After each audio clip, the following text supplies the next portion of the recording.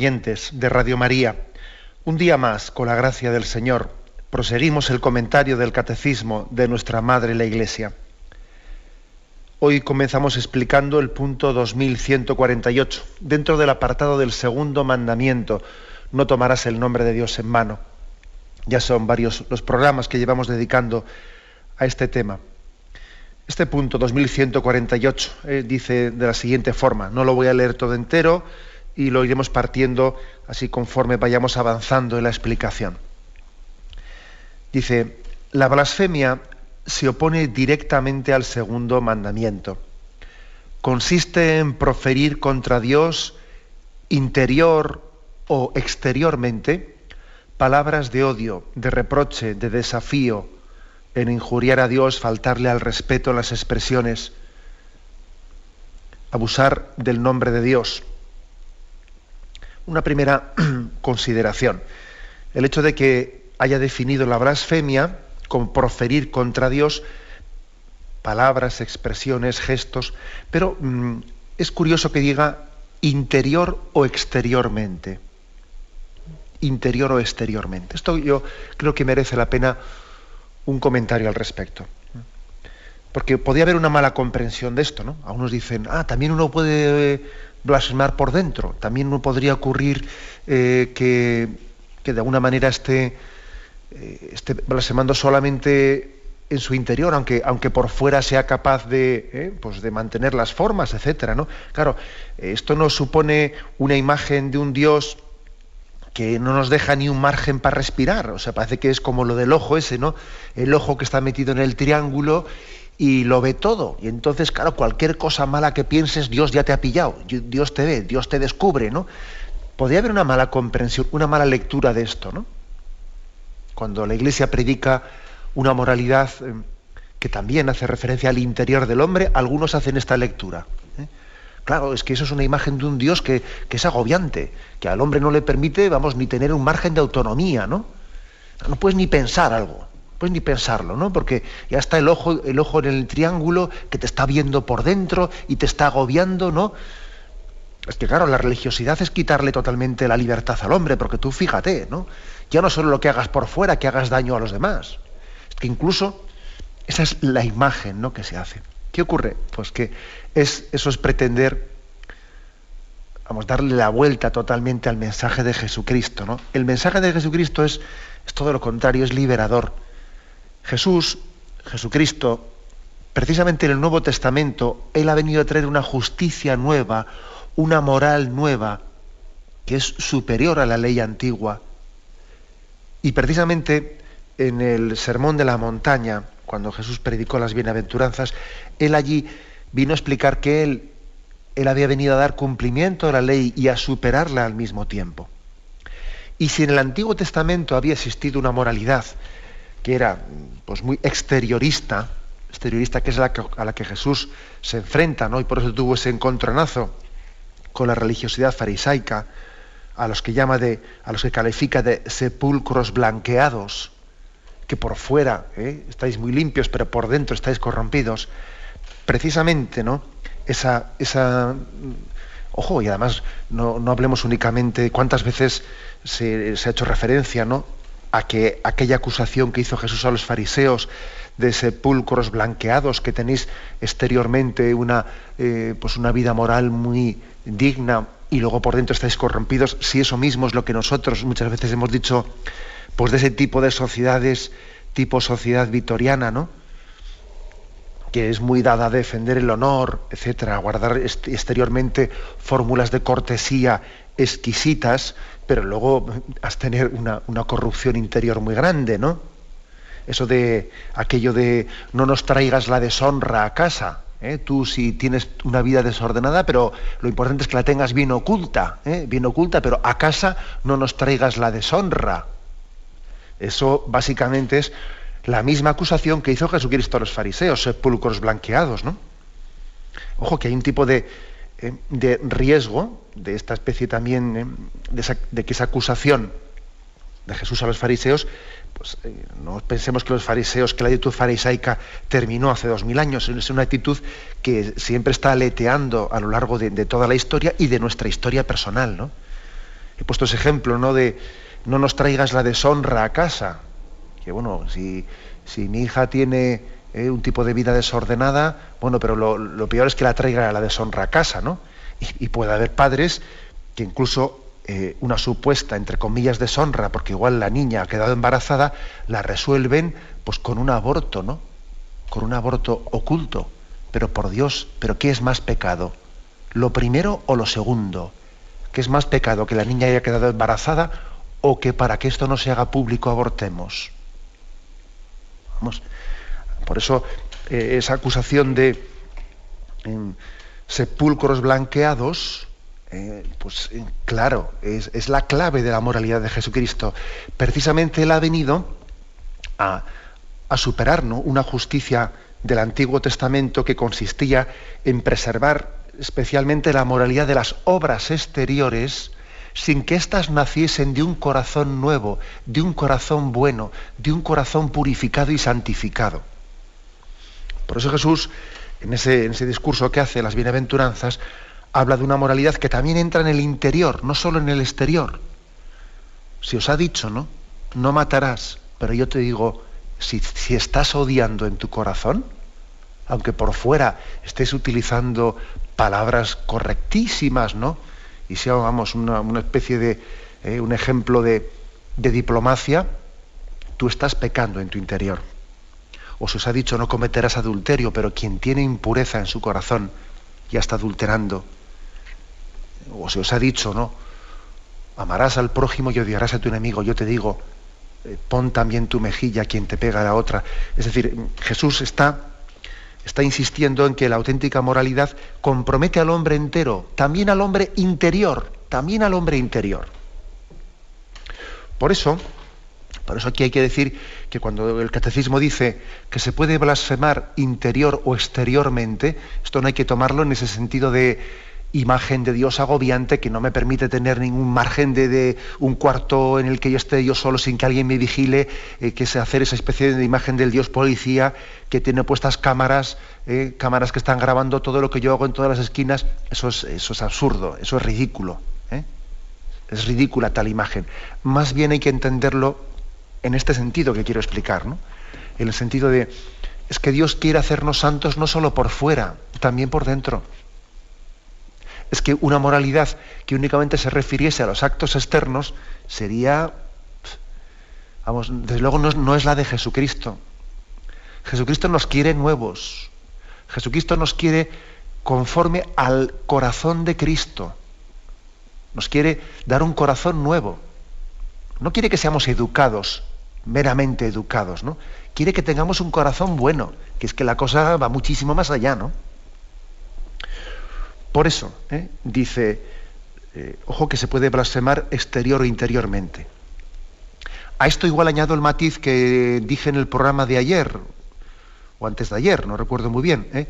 Dijo porque también hice una referencia, pues, de que las personas con tendencia escrupulosa, pues pueden armarse un cierto lío, decir, ay, he tenido un mal pensamiento, ay, se me ha pasado por la cabeza, es que me ha venido un pensamiento que me parece que he faltado el respeto a Dios, etc. Ojo con mezclar esto que dice aquí el catecismo, de que está prohibida la blasfemia, exterior o interior del hombre. Ojo con mezclar esto con esa especie de percepción escrupulosa de que cualquier cosa que me ha venido a la mente ya es una blasfemia, porque las personas escrupulosas pueden sufrir con esto. Y yo ayer di como una especie de criterio de discernimiento, que muchas veces cuando la gente, es que me ha venido, bueno, pues eso de que me ha venido ya es bastante significativo, ¿no?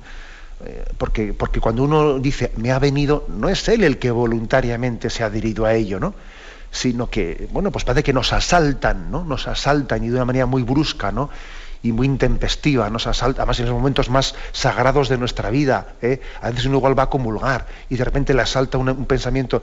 Bueno, pues eso no es, eso no es más que una imaginación desbocada a la que no hay que hacerle caso alguno, y no entrar en una especie de batalla de escrúpulos porque se me ha pasado por la mente no sé qué imagen.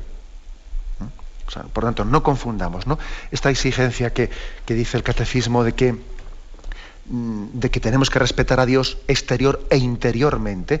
No confundamos eso con esa especie de tentaciones escrupulosas que algunas personas suelen tener y por las que suelen sufrir mucho. Bien, hecho este matiz, ¿no? Este matiz, damos un paso más. O sea que la blasfemia consiste en proferir contra Dios exteriormente, palabras de odio, de reproche, de desafío, en injuriar a Dios, faltarle al respeto en las expresiones, en abusar del nombre de Dios. Bueno, hay una cosa que, intentando discernir un poco todo esto que dice aquí, ¿no? Lógicamente esto es grave, ¿no? O sea, es grave. Es grave a nuestro Padre, al gran defensor de nuestra vida, al único que nos quiere incondicionalmente, ¿no? Al único que nos ha demostrado que ese amor suyo es totalmente gratuito, ¿eh? Pues hombre, es muy grave al autor de la vida, pues que estemos respondiendo de esta manera, ¿no? Con palabras de falta de respeto, reproches, desafíos, injurias. Es totalmente injusto, ¿no? En el fondo, este es un pecado que manifiesta nuestra falta de confianza en Dios. Nuestra falta de confianza en Dios, ¿no? El hecho de que el hombre se rebele ante Dios, confía en Él, ¿no? Yo diría contra la blasfemia, confianza en Dios. Contra ese tipo de blasfemia que tiene lugar, pues por momentos de rebelión, por pruebas que está pasando el hombre, pruebas en las que el hombre pues se siente abandonado y entonces se rebela contra Dios. Contra esa blasfemia, confianza. Señor, tú sabes más. Ese sería, yo creo que sería el mejor antídoto, ¿no? contra esta blasfemia de la rebelión del hombre contra Dios. Señor, tú sabes más. Yo confío en ti. Sí, yo no sé nada, Señor. O sea, creo que esta es una buena educación contra la blasfemia. Hay un caso, ¿no? Un caso bíblico que es muy gráfico, que es el caso de Job. Recordáis, ¿no? Cómo Job, pues, fue probado, ¿no? Fue probado y según pierde los bienes en primer momento, luego pierde la salud, pierde la familia, y él se va sintiendo abandonado, Hay un momento en el que estalla, Job estalla y estalla maldiciendo a Dios, maldiciendo el día en que nació. Ojalá no hubiese nacido. Ojalá mi madre me hubiese estrellado, ¿no? Ojalá él se revela frente a Dios, ¿no? Hay un momento en el que Job estalla, que es un tipo de blasfemia, ¿no? Un tipo de blasfemia frente a Dios, ¿no? Y Dios, en primer lugar, se calla. Dios calla y deja que vaya supurando esa herida de Job, ¿no? Que vaya supurando. Y luego él le dice, ¿quién es el que está elevando esas frases insensatas contra mí? Dios está también diciendo, pero vamos a ver, ¿quién es ese que profiere esas frases insensatas? A Job, claro, es verdad que Job en un primer momento, pues con mucha facilidad pronuncia aquello de el Señor me lo dio y el Señor me lo quitó. Pero claro, lo dice más de boquilla. Lo dice un par de veces y tal, pero la tercera ya estalla. Ya el Señor me lo dio, el Señor me lo quitó, y ya le falta la confianza en Dios y estalla, ¿no? Y entonces cuando tiene esa rebelión, claro, a Job le falta decir eso del Señor me lo dio, el Señor me lo quitó. A Job le falta decir, Señor, tú sabes más, pero no con la boquilla, sino con el corazón. O sea, le falta un acto de confianza, decir, Señor, yo no entiendo nada, pero confío en ti. Señor, tú sabes más. Yo solo sé que no sé nada, pero yo solo sé que tú eres bueno. O sea, eso es lo que le falta a Job, ¿no? Que precisamente también Dios permite que esa rebelión forme parte de una escuela de educación en Job, ¿no? Que le lleva finalmente a decir, he sido un bocazas y me tengo que callar. Y entonces es cuando Yahvé le muestra a Job, ¿no? Le muestra el misterio escondido de Dios que él es incapaz de entender, ¿no? Le dice, a ver, ¿has visto las nubes? ¿Has contado las gotas del agua? ¿Has contado los granos de la arena? ¿Sabes decirme cuántos son? Y le hace un repaso de lo que es la existencia, ¿no? Y has contado las estrellas. Y al final Job entiende que Dios le está haciendo ver que tú no sabes nada y tú has hablado sin tener ni idea de lo que estabas diciendo. Dios sabe más. Y quizás la postura, ¿no? La postura más coherente, la postura más prudente del hombre, ¿no? Ante el momento de la prueba y ante el momento del sufrimiento, no es la de la rebelión frente a Dios, sino es la de decir, Señor, yo no entiendo nada, pero yo confío en ti. Yo sé que tú sabes más. Me fío más de ti, aunque no te entienda, que de mí, aunque teóricamente sea yo el que me lo cuestione todo.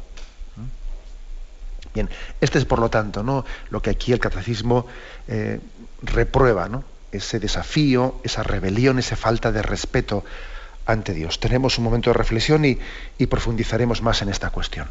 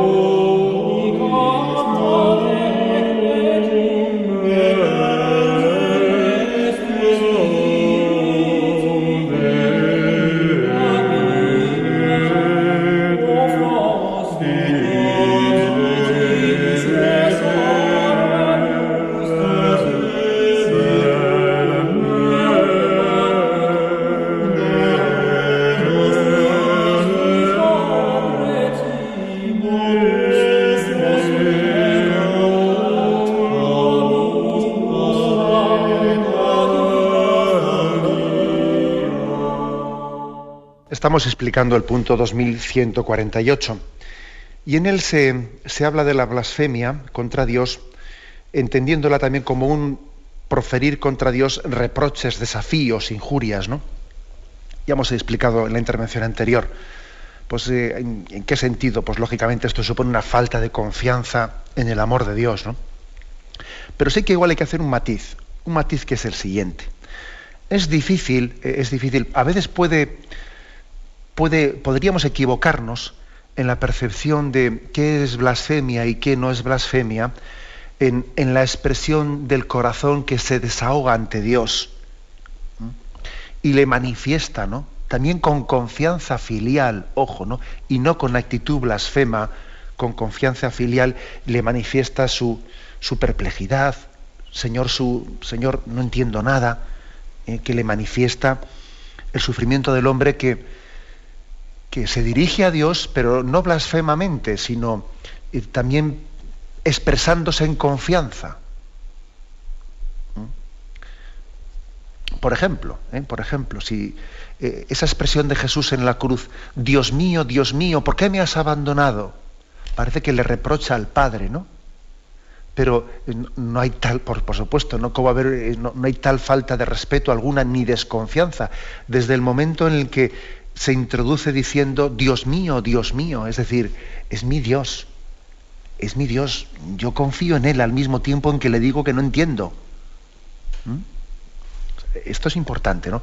Puede haber en esto pues expresiones del corazón que a algunos les pudiesen parecer, ¿no?, pues poco respetuosas o blasfemas, y que no hay que confundir las cosas, ¿no? Estaba yo leyendo estos días anteriores pues una revista así histórica en la que hacía referencia al Papa Pablo VI. Al Papa Pablo VI, ya un episodio muy doloroso que vivió en su vida cuando, allá por el año 78, pues las Brigadas Rojas de Italia secuestraron a Aldo Moro, quien era, pues eso, ¿no?, presidente o primer ministro, presidente de Italia. Y bueno, la verdad es que claro, aquello le conmocionó a toda la nación italiana, pero muy especialmente a Pablo VI, porque eran amigos del alma, y eran amigos desde la infancia, Aldo Moro y Pablo VI, y fue un secuestro terrible. Y tan conmovido estaba el Papa que todas las noches, eso del secuestro duró pues 2 o 3 meses, ¿no? Y todas las noches el secretario particular del Papa iba a casa de la mujer de Aldo Moro para ver si había noticias, que vivían allí mismo en Roma, y el Papa seguía muy de cerca y oraba muchísimo, ¿no? El Papa pidiendo a Dios la liberación de aquel buen hombre, ¿no? De aquel buen hombre. El caso es que llegó la noticia terrible de que había aparecido, además habían matado, cuando lo secuestraron, mataron a sus 5 escoltas y se lo llevaron a él, ¿no? A Aldo Moro. Además justo fue el día en que él tomaba posesión de su cargo. Y claro, al cabo de unos meses aparece finalmente muerto dentro del coche, además allí en pleno centro de Roma. Era terrible aquella noticia. El Papa sufrió tremendamente. Era un momento de Gesemaní, para Pablo VI, porque él estaba sufriendo pues toda la crisis de la Iglesia después del concilio. Él había soñado con que el concilio, ¿no?, con Vaticano II, tuviese unos frutos de florecimiento en la Iglesia Católica, y por motivo de una mala recepción del concilio, pues resulta que se estaban produciendo un montón de secularizaciones, de defecciones, de alejamiento, y él estaba sufriendo tremendamente, ¿no? Y en ese momento de Gesemaní parece que el Señor le prueba pues con algo tan terrible, con su amigo del alma, ¿no?, con Aldo Moro, y sufrió tremendamente. Y el Papa, tan conmocionado, él quiso celebrar personalmente y presidir el funeral de Aldo Moro, de su amigo del alma, en la Basílica de Letrán. Lo presidió el Papa, ¿no?, que era algo también sorprendente que un Papa presidiese ese funeral. Y en la homilía, que a eso voy, ¿no?, en la homilía a muchas personas les pareció impresionante, porque Pablo VI se dirigió a Dios y parece que le reprochaba en la homilía a Dios, ¿no? Y le decía: Señor, que no te entiendo, que te he pedido tanto que su liberación, te he pedido tanto, ¿no? He orado con tanta intensidad estos meses del secuestro. También me imagino pues que por ejemplo en España pues algo parecido ocurriría con tantas personas que durante el secuestro de Miguel Ángel Blanco rezamos, ¿no? Rezamos. Yo también recuerdo, ¿no?, pues con qué intensidad rezamos aquellos días pidiendo la liberación de aquel joven inocente, ¿no? Y después Pablo VI, en aquella homilía, él dijo a Dios, mucha gente se conmocionó al escuchar, a ver cómo el Papa se desahogaba en la homilía y decía: Dios mío, que no te entendemos, ¿no? ¿Cómo has permitido esto? Pero entended bien que aquí no hay tal ni blasfemia ni sombra de tal, ¿no? No hay que confundir esto ni con blasfemia ni con falta de respeto a Dios. Es que el hombre, por eso digo aquí que hay que hacer un discernimiento, ¿no?, de lo que es blasfemia y lo que no es, ¿no? Es que el hombre también, el hijo abre el corazón ante el Padre y se muestra tal y como está. O sea, no puede delante de Dios, si está en una situación de perplejidad, pues él no puede hablar a Dios como si esos sentimientos no los tuviese. Se expresa en confianza. Y no es que eso suponga un desafío a Dios, no, porque como he dicho antes, quizás el matiz que distingue lo que es blasfemia de lo que es un corazón que se abre en confianza a Dios, mostrándole el dolor que tiene y la incomprensión que tiene, porque no comprendo los caminos de Dios, ¿no?, es precisamente la invocación primera: Dios mío, ¿por qué me has abandonado? Y el que diga Dios mío, es precisamente la mejor señal de que no es blasfemia, de que es acto de abandono, al mismo tiempo que expresión del dolor de lo que no entiendo, ¿no? Y está claro que no lo entiendo. Está claro que no lo entiendo, ¿no? Porque ese mismo salmo del ¿por qué me has abandonado? Todos sabemos que el Padre no abandona al Hijo. El Padre no abandona al Hijo. Pero es verdad que hay momentos y pruebas en la existencia en los que uno experimenta que como si fuese así. O sea, Dios Padre no abandonó nunca a Dios Hijo. Pero es verdad que también le pidió la prueba de que él tuviese la experiencia humana del abandono, porque una cosa es sentir el abandono y otra cosa es estar abandonado de verdad. Es por ejemplo como cuando un niño Como cuando un niño va por la calle y se piensa que se ha perdido y sufre y llora y ¡ay, papá, mamá! Y se resulta que su papá va detrás, unos metros por detrás, y le va vigilando y está perfectamente vigilado, ¿no? Y él se piensa que se ha perdido, pero no se ha perdido. O sea, Dios Padre nunca abandonó al Hijo. Dios Padre nunca nos abandona a nosotros, aunque Dios permite que en ocasiones tengamos la experiencia de como si estuviésemos abandonados. Pero no lo estamos nunca. Y en esos momentos no es blasfemo el que recurramos a Dios expresándole, la experiencia que estamos teniendo, lo que estamos sintiendo. Pero siempre, fijaros bien, y esto es lo que nos libra de que esto no es blasfemia, siempre en nuestro interior diciendo, esto es lo que yo experimento, pero Dios sabe más.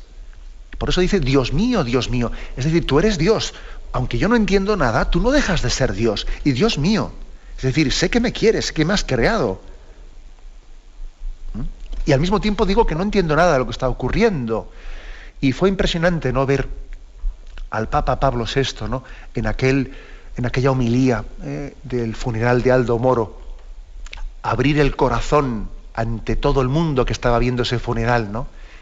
Y él ante Dios, en la prueba final de su vida, cuando todo el mundo sabía que estaba sufriendo un montón en la Iglesia, estaba sufriendo un montón porque le estábamos dejando solo al Papa con el peso de la Iglesia. Había publicado la Humane Vitae 10 años antes, había tenido que sufrir, ¿no?, muchas infidelidades en el seno de la Iglesia, tenía que mantener el auténtico espíritu del Concilio Vaticano II frente a todas las tonterías que se estaban diciendo, estaba sufriendo. El Señor en el último momento de su vida le pide la prueba, ¿no?, de tener que sufrir el secuestro, la tortura, las cartas que Aldo Moro desde la cárcel enviaba, cartas que al mismo Papa, y el Papa recibía cartas de Aldo Moro diciendo, si usted puede hacer algo, si usted tal, y Pablo VI vivía un auténtico cautiverio, ¿no? Finalmente pronuncia esa homilía en la que abre su corazón a Dios ante toda la humanidad y le dice, Señor, no entiendo, no te entiendo, ¿no?, pero confío en ti, ¿no? Confío en ti. Y murió. Y Pablo VI murió a los 2 meses de haber celebrado ese funeral. A los 2 meses murió. Era su Gesemaní. Era el Gesemaní de Pablo VI. Y es una buena escuela de que entendamos qué es blasfemia y qué no es blasfemia, ¿eh? No es blasfemia, sino todo lo contrario. Es una oración sublime, la del Hijo, que abre su corazón y le muestra al Padre pues las heridas que tiene, pero al mismo tiempo dice, Dios mío, sé que eres Dios, sé que tú sabes más. Yo te digo que no entiendo nada ahora mismo, pero me fío más de lo que yo no entiendo, que de eso poco que creo yo entender, ¿no? Bien, tenemos un momento de reflexión y continuamos enseguida.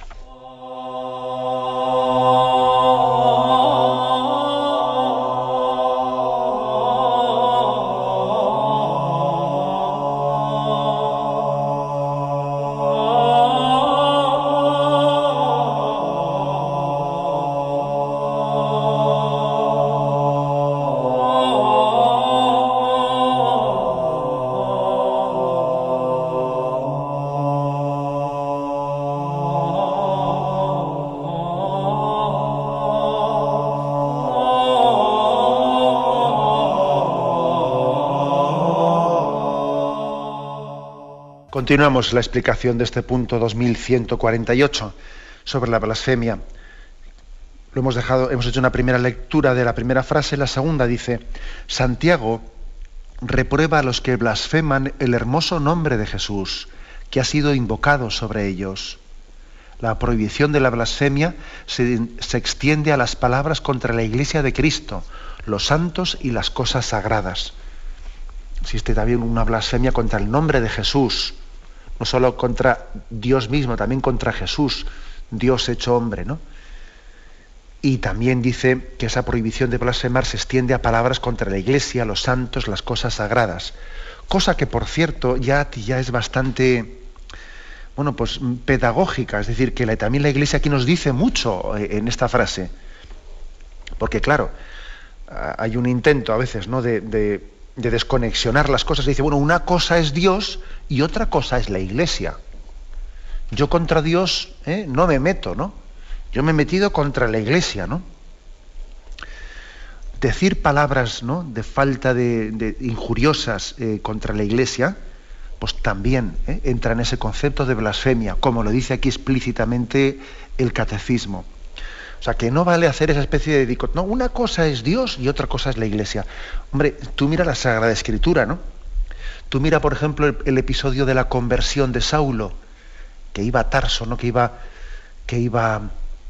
a Damasco, perdón, para coger a los cristianos presos, iba persiguiendo a los presos, y el Señor salía a su encuentro, le derriba, y entonces le dice, Saulo, Saulo, ¿por qué me persigues? Y él le dice, ¿quién eres tú? Yo soy Jesús, a quien tú persigues. Hombre, Saulo estaba persiguiendo a la Iglesia, estaba persiguiendo a la Iglesia esa, que le habían dicho que había allí una congregación, iba por ellos. Y resulta que se sale al encuentro Jesús y le dice, si les persigues a ellos, me persigues a mí. Yo soy Jesús, a quien tú persigues. No, hombre, pero si yo estaba persiguiendo a unos cristianos, si le persigues a la Iglesia, me persigues a mí. Luego, fijaros bien dónde queda, ¿no?, ante un pasaje como este en la Sagrada Escritura, dónde queda eso de que una cosa es Dios y otra cosa es la Iglesia. Yo me meto con la Iglesia, no me meto con Jesús. Ya, pues mira, lo mismo decía San Pablo. Y salió Jesús a su encuentro y le reprochó que le estaba persiguiendo a él. Porque cada vez que lo hicisteis con uno de estos, a mí me lo estabais haciendo. Yo soy Jesús a quien tú persigues. Por lo tanto, también existe una blasfemia a la hora de injuriar y maltratar a la Iglesia, ¿no? Y también existe una blasfemia a la hora de injuriar y maltratar a los santos y a las cosas sagradas, dice aquí también el Catecismo, ¿no? Que es otra gran lección, porque quizás la sensibilidad no católica, de tipo, pues de tendencia protestante, ha hecho como una distinción, ¿no?, absoluta, de que aquí santo solo es Dios, ¿no? Y entonces, sabéis que la doctrina luterana no reconoce pues nuestra fe católica sobre la veneración que tenemos a los santos, etcétera, pues porque todos los santos también son pecadores, etcétera, etcétera, ¿no? No, vamos a ver, pues aquí también lo afirmamos claramente, también se puede blasfemar faltando al respeto a los santos, porque ya sabemos que los santos pues son de carne y hueso como nosotros, ¿no? Pero el Espíritu Santo ha hecho una acción en ellos. Si le llamamos santos, es porque Dios les ha santificado, ¿no? O sea, que nosotros cuando llamamos santos, pues a San Ignacio, a San Alfonso María Ligorio, a Santa Teresa de Jesús, a lo que sea, ¿no? Cuando llamamos santos, no es porque estemos negando que Dios es el solo santo, es que el solo santo santifica a las criaturas. Y esa es la grandeza de Dios, ¿no? Que no es una santidad metida en una urna ahí arriba, es que Él nos hace santos. Ese es el poder de Dios, ¿no? Capaz de santificar a pecadores como nosotros, quiere hacerlo. Entonces, cuando injuriamos a los santos, estamos también estamos blasfemando contra Dios, porque estamos injuriando la obra de santidad que Dios ha hecho en nosotros, ¿no? Luego también se puede cometer blasfemias por injuriar a los santos o las cosas sagradas. Sí, porque, por ejemplo, cuando alguien pues utiliza palabras de falta de respeto, pues contra lo que son los instrumentos litúrgicos sagrados, contra la patena, contra el cáliz, contra el copón, tantas cosas, ¿no? Ojo, es una manera también de agraviar la santidad de Dios. Eso es un matiz importante que hace el Catecismo. Seguimos adelante, dice. Es también blasfemo recurrir, estoy en el mismo punto, pero en la siguiente frase. Es también blasfemo recurrir al nombre de Dios para justificar prácticas criminales, reducir pueblos a servidumbre, torturar o dar muerte. El abuso del nombre de Dios para cometer un crimen provoca el rechazo de la religión. Otro tipo, pues, de blasfemia. Vamos a ver. Aquí se refiere a una blasfemia ya menos, digamos, vocal, sino más conceptual. Que ojo, que las blasfemias no son solamente pues una palabra, ¿no? Y parece que entonces nosotros podemos casi unificar o unir o confundir el término blasfemia con una palabra, ¿no? Ojo, puede ocurrir que la blasfemia consista no tanto en la palabra, sino en la actitud con la que alguien, en nombre de Dios, ha justificado prácticas criminales o torturado, etcétera. Eso es una blasfemia, claro. Es una blasfemia tal cosa. Es decir, ha invocado el nombre de Dios para cometer crímenes. Eso es algo muy grave, claro. Aquí hay muchos pasajes, ¿no? Muchos crímenes se han hecho invocando, ¿no?, el nombre de Dios para sentirse justificado. Hombre, lo estamos viendo también en nuestros días, ¿no? Que hay por ahí quien va en nombre de Alá haciendo estallar los autobuses o cometiendo barbaridades, ¿no?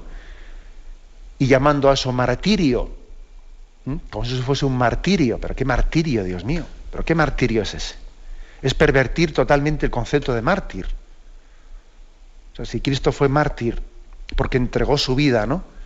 Entregó su vida, se dejó matar, ahora resulta que va a ser mártir ser tú, el criminal, ¿no?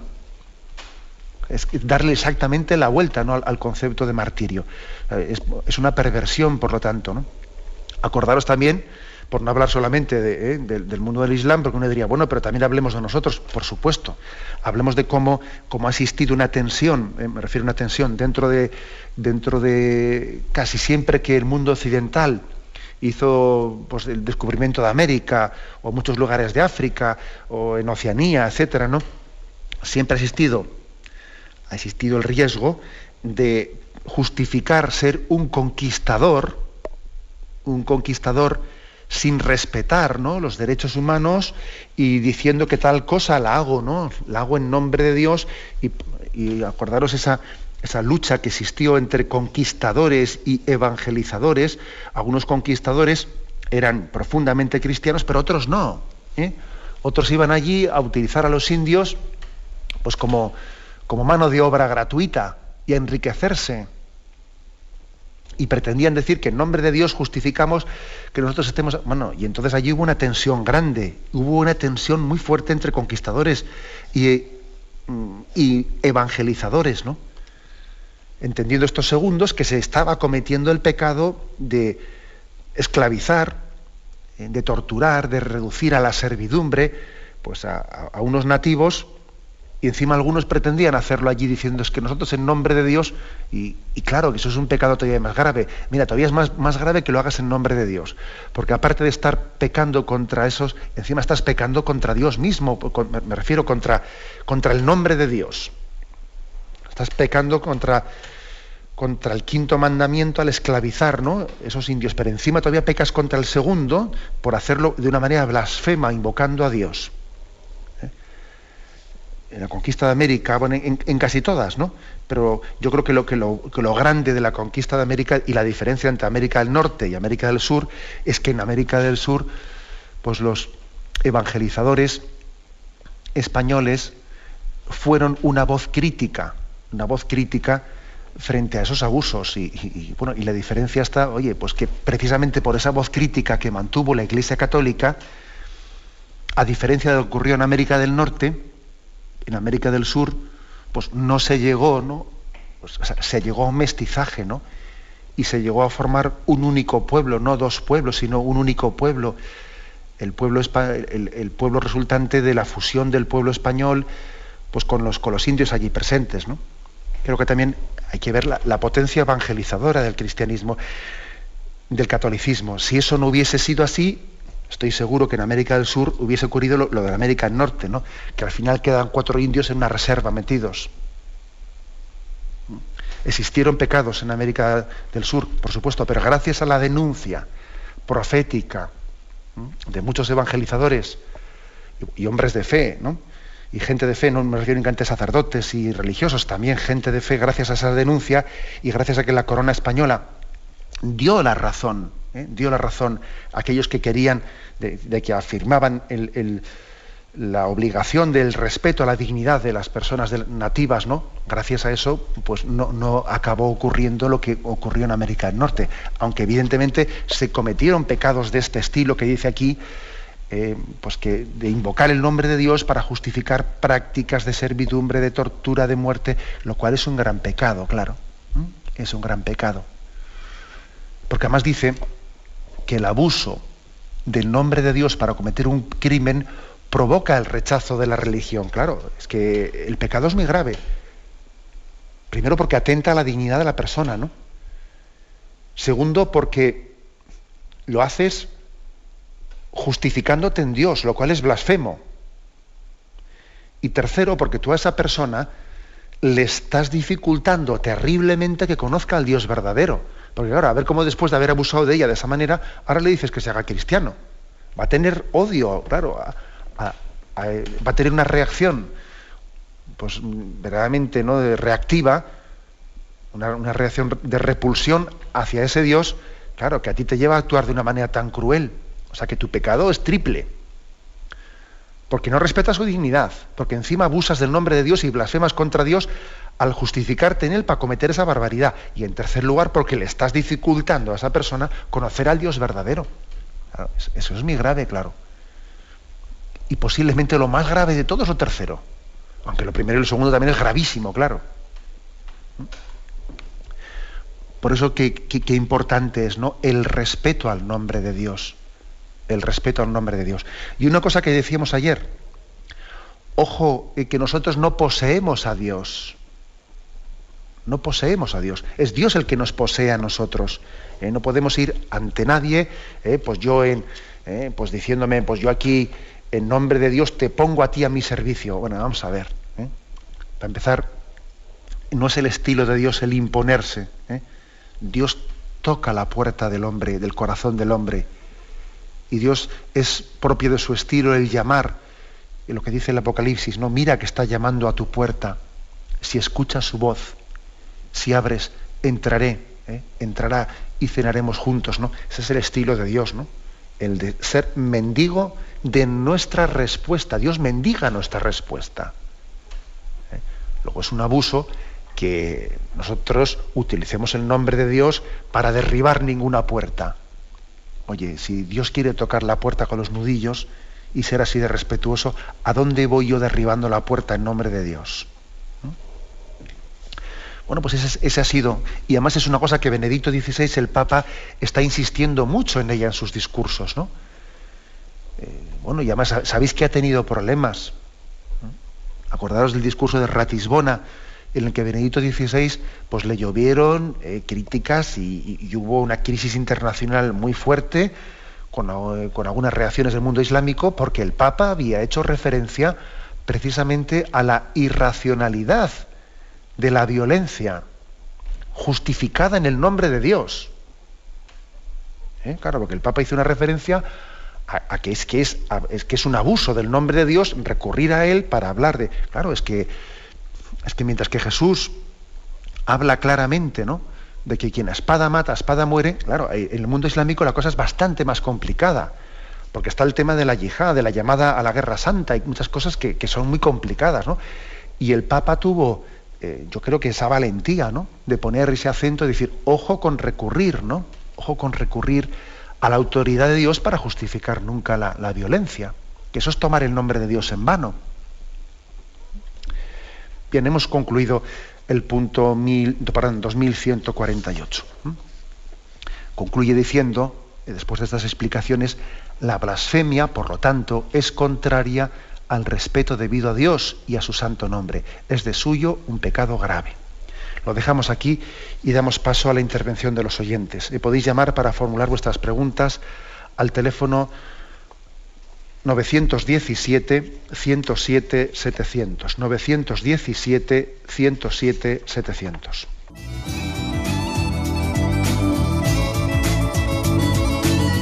¿Le gustaría tener sus programas favoritos de Radio María en CD o DVD? Ahora es posible.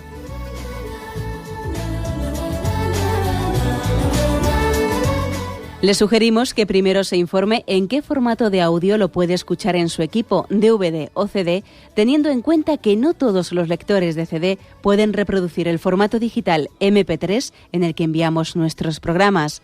Y luego, si quiere en su casa esos programas que tanto le gustan, solo tiene que escribir una carta a Radio María, Paseo Lanceros 2, primera planta, 28024, Madrid, indicando si lo quiere en CD o DVD y cuántos programas.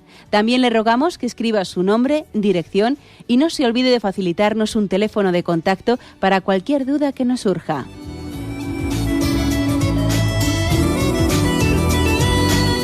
Radio María, más cerca de usted.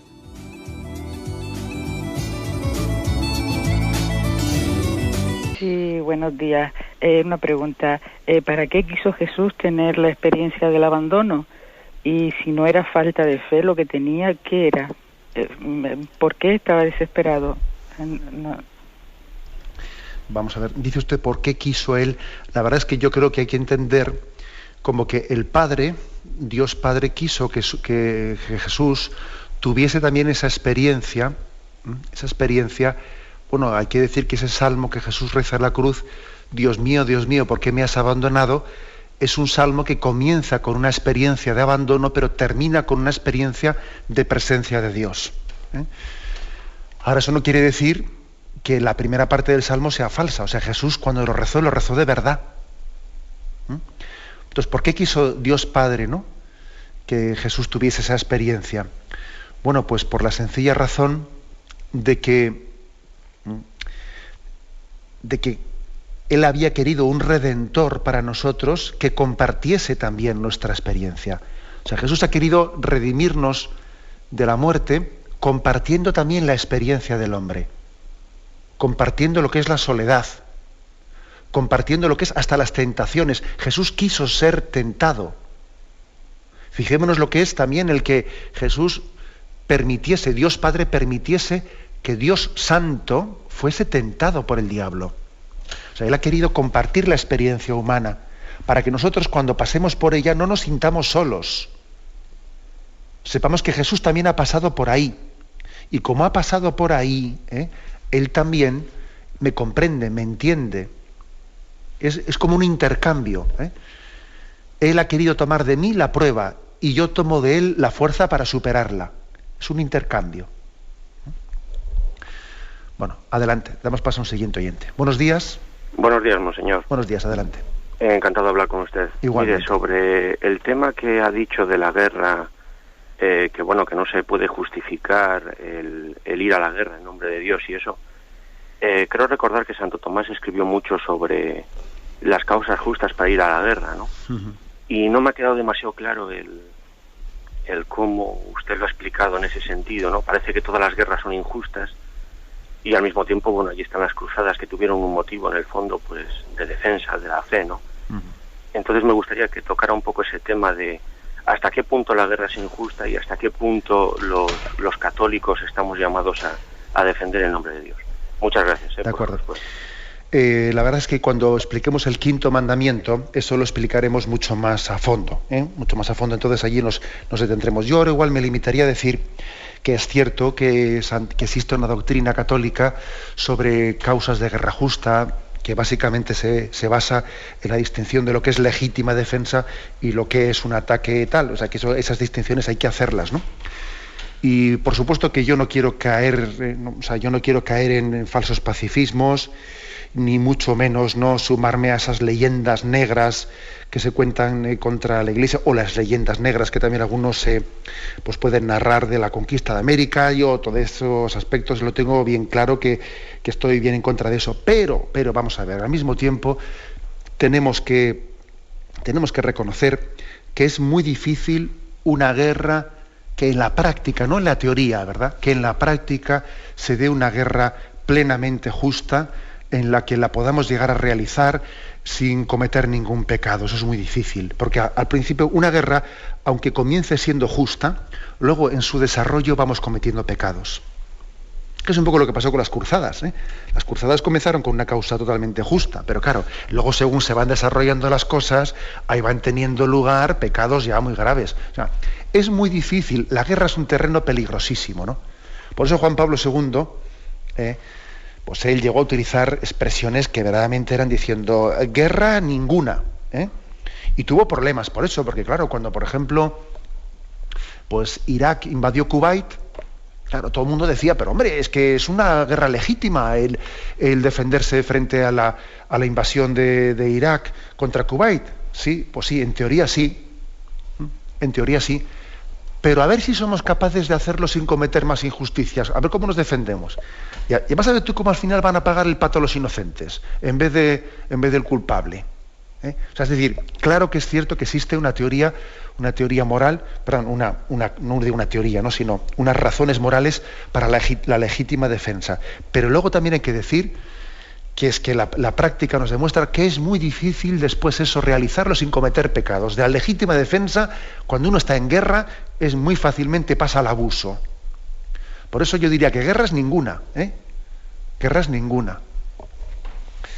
Bueno, adelante, damos paso a un siguiente oyente. Buenos días. Buenos días, monseñor. Buenos días, sí. Es referente a lo que llaman el descubrimiento de América. Quería destacar aquello que hizo Juan Pablo II en su viaje en el año 86 a Cali, Colombia, en su encuentro con los nativos. Aquello que no recuerdo las palabras que él dijo, pero le pidió perdón en nombre de la Iglesia a todo el pueblo latino por la barbarie cometida contra ellos. Es decir, yo diría que esto no se llamaría un descubrimiento, sino un genocidio tan grande, pues ha sido una guerra que realmente el pueblo latino perdió. ¿Qué es esto, monseñor? Muchas gracias. Sí, es verdad. Al mismo tiempo que también yo creo que para no caer en la leyenda negra, hay que añadir a eso que ha dicho lo que también Juan Pablo II en muchos discursos ha afirmado, ¿eh? Pues Juan Pablo II ha ensalzado, ¿no?, la obra de evangelización de América y ha ensalzado cómo, pues a diferencia de otros lugares en los que hubo un exterminio, como América del Norte, pues gracias a Dios, pues en la Hispanoamérica esa evangelización tuvo lugar en medio de una crítica interior muy grande que preservó precisamente del genocidio a los pueblos nativos. O sea, las dos cosas hay que afirmarlas, ¿no? Porque de lo contrario caeríamos en una injustísima leyenda negra que se ha contado. Es que es curioso que nosotros hayamos cargado con una leyenda negra en vez de haberla cargado el mundo anglosajón con respecto a Norteamérica, pero por Dios, que los que exterminaron al mundo nativo fueron ellos, no nosotros, ¿no? Bueno, ahora bien, o sea, yo creo que las dos cosas, igual que he dicho antes que es imposible hacer una guerra justa sin caer en pecados personales, sería también demasiado sencillo, ¿no? Podemos pecar con el respecto a la lectura histórica, ¿no?, pues de la conquista y evangelización de América. Podemos pecar o de hacer una leyenda negra, que sería injusta totalmente, o de hacer también una lectura idílica. Allí hubo pecados muy graves. La prueba es que Bartolomé de las Casas y otros muchos hacían denuncias muy graves de lo que allí estaba ocurriendo, ¿no? Creo que no podemos ser simplistas, ¿no? Y por eso Juan Pablo II, al mismo tiempo que pidió perdón en nombre de la Iglesia por los abusos que algunos cometieron, también al mismo tiempo felicitó, ¿no?, y dio gracias a Dios por aquella obra de los descubridores y evangelizadores. Las dos cosas salieron de la boca del mismo Papa. Las dos cosas son verdad y hay que matizarlas, ¿no? Bien, que sea muy brevemente un último oyente. Buenos días. Buenos días. Yo sí. Quería decirle que me ha gustado mucho todo lo que he oído, sobre todo esto de las actitudes farisaicas que aletean hoy en día también en cada uno de nosotros. Pero es que se le ha escapado un segundo relacionar el Antiguo Testamento con como si no se pudiera ser bueno solo con el Antiguo Testamento. De acuerdo que esto, Jesucristo ha sido magnífico el avance que nos ha proporcionado, pero creo que las personas que viven en el Antiguo Testamento también pueden llegar a la bondad. Y bueno, esto de las cruzadas también creo que fracasó justamente porque el lema era Dios lo quiere, y bueno, pasaron por todas las juderías asesinando y masacrando. Fue una pena. que no se hicieran bien las cosas. Disculpe que como tenemos poquito tiempo, tema que plantea la oyente, la verdad es que es muy interesante, pero yo sí que le diría que por supuesto que nosotros creemos que el Antiguo Testamento es una revelación de Dios, pero no olvidemos de que es incompleta, que le falta Jesucristo. Que el Antiguo Testamento sin Jesucristo es como la boda sin la novia. Y claro, una boda sin la novia es que por Dios falta lo principal. Por eso nosotros al mundo judío, que le tratamos como hermanos mayores nuestros, al mismo tiempo rezamos por ellos para que se den cuenta de que todo el Antiguo Testamento sin la novia es que está, pues eso, no iba a decir huérfano, está viudo, está viudo. Sin Jesucristo el Antiguo Testamento es incompleto y el corazón del hombre no puede ser santificado sin Jesucristo, aun cuando el Antiguo Testamento prepara para ello. Me despido con la bendición de Dios Todopoderoso, Padre, Hijo y Espíritu Santo. Alabado sea Jesucristo.